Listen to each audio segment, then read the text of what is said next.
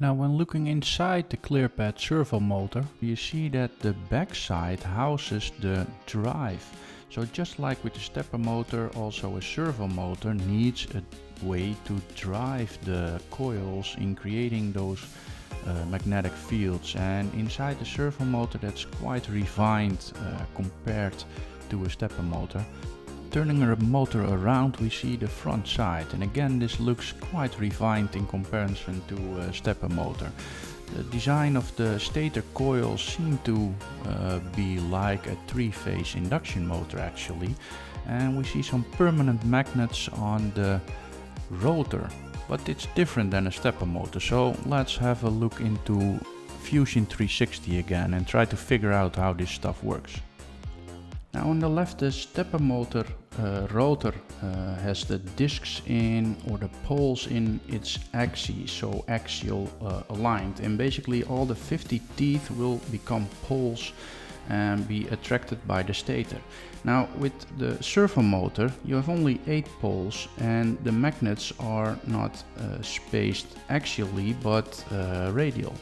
So if you have a smooth rotating field around this rotor, you can also have a smooth rotating rotor instead of having determined steps and having a lot of detent torque around the rotor. Putting the windings back in the two motors also shows that the servo has a lot more poles around the perimeter, and they are not divided in two groups, group A and group B.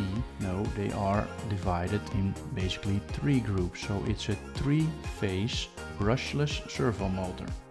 So somewhere in the system needs to be a network, as we see in the right lower corner, and although it's absolutely simplified, it contains like 6 MOSFETs that can create 3-phase sinusoidals from a DC.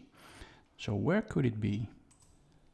Luckily Greg DeVille opened up the driver even more, and the next board we see here clearly has 6 beautiful MOSFETs in line that are creating the 3-phase voltage, so the smooth sinusoidal voltage to create a magnetic field around the perimeter of the rotor.